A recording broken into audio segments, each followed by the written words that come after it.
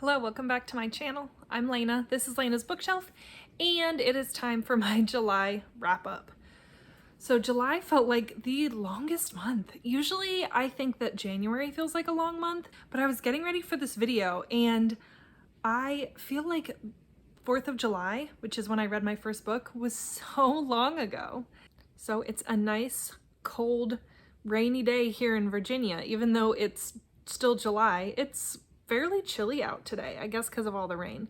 So I have my Nespresso latte, I have my comfy sweater, and we're just gonna get into it. So I actually had a really good reading month in July. I read a total of 10 books, and out of those, the lowest rated book that I had was a 3-star. I didn't have anything below a 3-star, which I feel like is awesome because I had a slew of 2 and 1 stars there for a while. So we're gonna start with the 3-star books and then work our way up from there. So the first 3-star book that I had is Mother Noise by Cindy House, and this was actually the buddy read that I did with my friend Jacqueline, and she has a membership page on the website Coffee, and this was the buddy read that we all read together and discussed.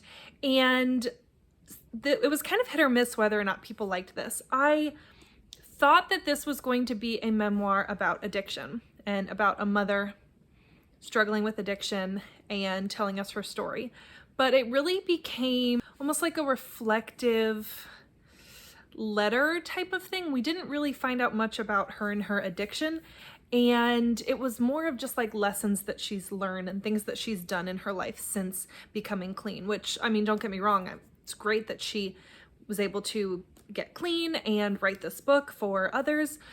It just wasn't what I expected.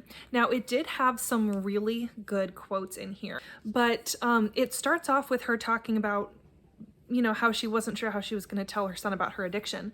And then we didn't find out anything after that. She like left all these breadcrumbs and then none of it came to fruition. That's kind of how I felt with this book. And she had a lot of parts about David Sedaris, which if you are a fan of David Sedaris, I guess would be interesting. Overall, it did have some good quotes. There are some interesting things that I took away from this book, but it was kind of disjointed. She would talk about when she was a teenager and then having her son and then being a child and then getting this job. And it was just, there was no timeline of her life that you could really follow. So I wish that she had started at her childhood and worked her way up. And then I think I would have felt a lot more attached to what she was saying. I don't know if any of that made sense, but I do think that there is definitely an audience out there for this book. I've read so many memoirs at this point that this one just didn't blow me away like some of the other memoirs I've read. My next 3-star book is Where the Crawdads Sing by Delia Owens, and I just did a reading vlog reading this and then comparing it to the movie that just came out. I'll link that vlog for you if you're interested, but basically I just felt like this book tried to do a lot of tropes, but because it tried to do so many different tropes and pull in so many different things from so many different genres, it just kind of fell flat. It was a fine story. I do understand why people like this book. I really get the hype, but I just don't know that this book is specifically for people who read a lot or people who really know what their reading tastes are. I think this is great for somebody who is just getting into historical fiction or literary fiction or really trying to hone in to what their reading tastes are. But basically this is about a girl named Kaya, and she is what they call a marsh girl. So she lives in the marsh of North Carolina, and she doesn't really have a family. She never went to school. So she's just kind of a recluse and kind of a hermit. And there's a lot of rumors going on about her, but basically when somebody in the town goes missing, everybody kind of looks at Kaya, and she kind of seems like an easy target. And Kaya loves the marsh and studies the marsh and draws pictures of the marsh and writes books about the marsh. And I really did appreciate that aspect of it. I really liked the symbolism of the birds and the animals in the marsh and the mushrooms and the things that she would look at and study. I did enjoy that. I just felt like there was a little bit too much of it. The movie did that aspect of it better as well, along with a couple of other things. But overall, I thought it was nice. I am probably not going to keep this book. I don't ever plan on reading it again. Like I said, the main group that I would recommend this to is somebody who is just trying to get into reading. The next 3-star book I have is The House Across the Lake by Riley Sager, and this is, I think, my lowest rated Riley Sager. Ooh! I read this at the beginning of the month. I finished this on 4th of July, and this was fun to read over 4th of July because I did go camping. I went kayaking on the river, and I went camping, so that was fun to get kind of like the atmosphere of the lake and being in the woods while I was camping. But other than that, it just kind of, it had a interesting twist, and I think people are either gonna love it or hate it. I didn't mind it. I just felt like it could have been done better, if that made sense. Ooh. Also, I typically don't like an unreliable narrator, but in this case, it didn't really bother me because she knew she was unreliable. Whereas like the woman in the window, she was convinced that what she saw was real. At least the woman in this book, what's her name? I can't even remember her name. Casey? Yeah, at least Casey knows that she's unreliable. So basically, Casey is down on her luck. She has kind of ruined her acting career and her husband has passed away. And so she is kind of hiding out in this lake house, and she's drinking a lot, and she befriends the woman that lives in the house across the lake. And then, as one does while they're drinking and trying to put their life back together, she starts snooping on some of the neighbors. And I just felt like this was so similar to the woman in the window, almost painfully so. And yeah, that's about all I have to say about it. I do have a video on my channel ranking all of Riley Sager's books, this one including all of his other books, and I will link that video as well if you're interested in hearing more thoughts on this book, but also my thoughts on all of other Riley Sager's books. I will continue to read Riley Sager. I'll continue to pick up his books, of course, but this one was just okay. I would not recommend this for somebody who is starting out with Riley Sager, for sure. And then the last book that I gave 3 stars to is All Good People Here by Ashley Flowers. This comes out, I believe, in the middle of August, but I actually got an e-arc on NetGalley, and I was interested in this book because Ashley Flowers is the host of the podcast Crime Junkie, and I've been listening to Crime Junkie for years, like since Crime Junkie's birth, I've been listening to it. And so when I found out that Ashley Flowers was going to write a book, I thought, oh, this is perfect. I love how she tells stories, so I'm sure she could tell a great fictional story as well. And it was fine. It reminded me a lot of A Good Girl's Guide to Murder. You have a post-college, graduate journalist who has come back to her little Indiana hometown to take care of her ailing uncle, and a little girl goes missing.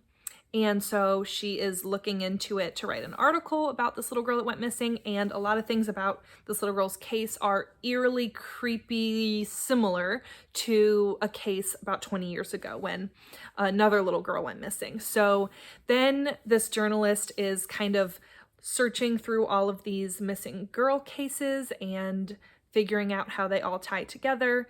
The ending could have been ambiguous, but I feel like it's just leaving it open for a sequel, and I don't know.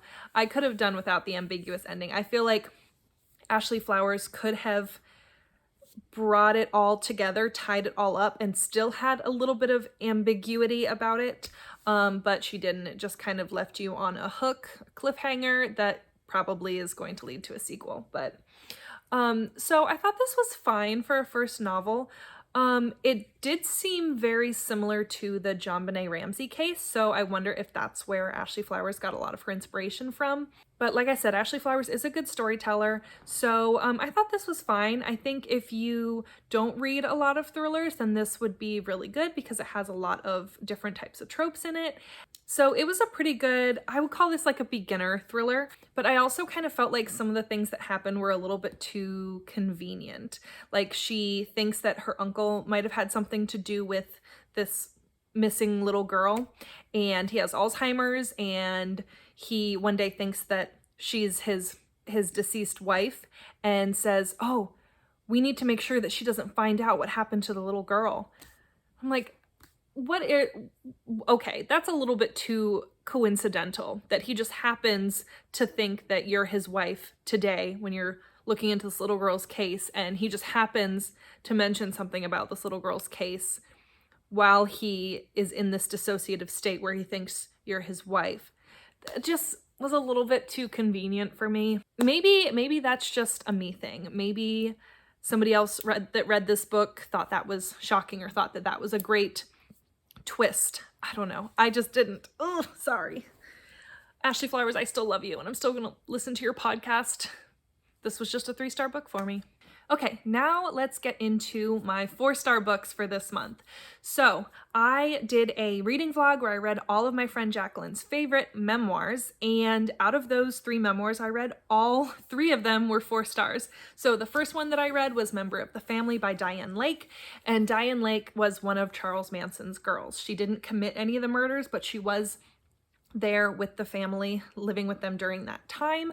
And she basically just talks about her life and what led her to that point, and her memories of living with Charles Manson and all of the just crazy things that people did in the 60s and 70s. And then you also learn about, you know, where she is now and what she's doing now, and kind of how she was able to testify against Manson, the people and the support system that she had around her to help her really heal from all of that trauma. And this book was really good. I really enjoyed it. I just wished that there had been more on the trial. She kind of glazed over that in like 1 chapter, but the trial lasted for a long time, and she was on the witness stand for a long time. And so I don't know if maybe she just didn't include that because she didn't feel like it was pertinent to the story, or if she maybe didn't want to remember, didn't want to share it, but I wish that I had more of that. So that's why I gave that one 4 stars. But that's probably my favorite out of the 3 that I read for that vlog. Next, I read The Glass Castle by Jeanette Walls, and this is about a girl, and she has a family that's kind of not super great. Her parents have a hard time holding down jobs. Her dad drinks a lot. She doesn't spend much time going to school. A lot of times they live in houses that don't have running water or electricity, and they move around a lot, and they end up landing in West Virginia, and they're just kind of vagabonds. I didn't like this as much as I like Educated by Tara Westover. I love that memoir. And with that one, her parents did the things that they did because of fear-mongering from religion, to be frank. And in this one, I couldn't really figure out the MO of the parents. I couldn't figure out why they were this way. And so I wish that I had more of that. But overall, I did enjoy this book. Like I said, I gave it 4 stars. I think if I read this before Educated, I might have rated it 5 stars, but Educated was definitely better. And then the last book that I read for that vlog is Hunger by Roxane Gay. And this book talks a lot about Roxane and her childhood. She was sexually assaulted. It just talks about how she used food and used her body almost to escape from things in her life, and almost to hide from the fear and trauma that she had as such a young child, and talks a lot about social stigmas with weight and body image. And there was a lot of really good messages in this book. I think that if I had read it physically versus listening to the audiobook, I might have attached to it more, but I kind of felt the same way with Hunger as I did with Mother Noise, in that Roxane Gay was kind of jumping around in the timeline. We would hear about her girlfriend in college, and then we would hear about when she was a kid. Then we would hear about her going on a plane, going to a convention, and then we would hear about being in middle school. And I just didn't feel like I could put together in my mind what the timeline was. And so that's why I gave that book 4 stars. Okay, and my last 4-star book for this month was The Chain by Adrienne McKinty. Up until the last 2 chapters of the book, this was 5 stars. But the last 2, well, let me explain. So The Chain is basically this thing where this woman gets a call and her daughter has been kidnapped. And in order to get her daughter back, she has to kidnap somebody else's child. When she does that, she'll get her daughter back. And that person, in order to get their child back, has to kidnap somebody else, and the chain keeps going and going and going. And so there's a lot of like burner phones and phone calls and notes and black market, and a lot of the things that I loved about the collective were in here. And so I think that's why I enjoyed this as much as I did. And it was definitely one of those moral dilemma things. The whole time I was thinking like, wow, what would I do in this situation? Because, you know, every person, when they find out their child has been kidnapped, they're like, well, I'm not gonna kidnap somebody else's child. I would never do that. I'm just gonna go to the police. But then they learn that that might not be the best thing for their child. And so it was very interesting. I liked all the thought-provoking aspects of this book. The last 2 chapters, though, it was tied up in a pretty bow. I like an ambiguous ending. I like when the endings are a little bit messy. I like when things don't pan out exactly the way I expect them to, because that's real life. Real life isn't all of the bad guys get what's coming to them, everybody's safe, everybody gets what they deserve. That's not real life. And I wish that there had been some semblance of something not tied up. I don't always want a happy ending with something like this, especially since a lot of the stuff in this book was so horrific. You know, if this were like a cozy mystery, I would say, yeah, give everybody a happy ending. But I feel like this definitely would have been 5 stars if it didn't have that perfect Hollywood ending. All right, so we have 2 more books to talk about, and I gave both of these books 5 stars. I couldn't tell you the last time I had 2 5 stars in the same month. Maybe January was the last time. I haven't had all that many 5-star books so far this year, but there was 2 this month. And so the first one we're going to talk about is The Measure by Nikki Erlich. And I originally listened to this one. I originally listened to the audio version of this, but this cover is just so beautiful, and I love this book so much that I had to have a copy for myself, and Amazon was having a sale. So this book was actually the buddy read that we did for my friend Gwendolyn Kensinger's Patreon. So Gwendolyn runs a podcast called the Talk Bookish to Me podcast. And so along with that podcast, there is a Patreon. We're called the Night Owls. And we decided to do a buddy read this summer and buddy read this book. So it's a new release. I think it just came out this month. I think it came out at the beginning of July. But basically, it's this kind of dystopian world, this other world. It's very similar to the world that we live in right now, just a different president. But basically everybody gets this box on their doorstep one day, and inside that box is a string. And what they realize is that the length of your string is the length of your life. So when everybody turns, I think when they turn like 18 or 20 or something like that, somewhere in their 20s, they get this box that has the string in it. And so at first people are like, no, this isn't a real thing. But then they realize that, okay, maybe there is some truth to this. And so it is so interesting because you are following all these different types of people. And some of them chose not to look at their string at all. They were like, well, I don't want to know when I'm going to die. Some immediately wanted to look. And you basically are just following these people as they're kind of navigating this new world of kind of having this higher level of knowledge of the length of your life. And so some people decide, I'm going to live my life to the best of my abilities, and I'm going to throw caution to the wind and go on all these vacations. And some people go to the doctor to figure out, okay, why am I dying so early? Do I have cancer? And it's just very interesting, all of the options and all of the things that could happen and all of the choices that you have to make. And this is also really interesting if you like movies like Love Actually or the movie Valentine's Day, where you're following a bunch of different people and you don't really know how they know each other or how they're all related until the end.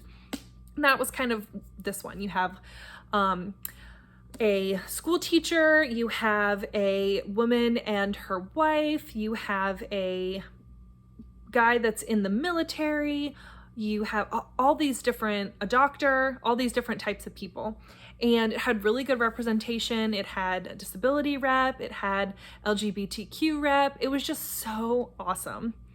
And I just really enjoyed it. It really is a slice of life story, but it's different because it's a slice of life that's totally different. And nobody knows why these strings are there and what they're doing, but just everybody gets them. And so you kind of everybody is just collectively going through this trauma of what are we going to do with these strings? How are we going to live our lives with these information or without this information? It was sad. It was heartbreaking at times. And it was just really, really neat. And this is her debut novel, which is shocking to me. And it's kind of eerily similar to the life we're living right now in this kind of post-pandemic world. So there's a lot that's very similar to it. And it also has a lot of social commentary. You know, they start talking about like long stringers and short stringers. This is a perfect book club book because it has so much discussion that it can provoke.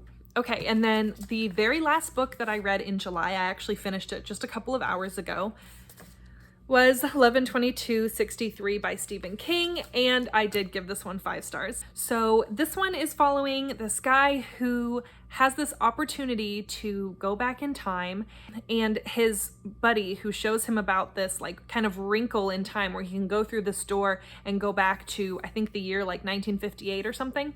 So this guy has surmised, because of his years of research and studying it, that all of the problems with our society kind of all link back to the Kennedy assassination. So he tells this guy, Jake, that he needs to go back in time and he needs to stop Lee Harvey Oswald from murdering Kennedy.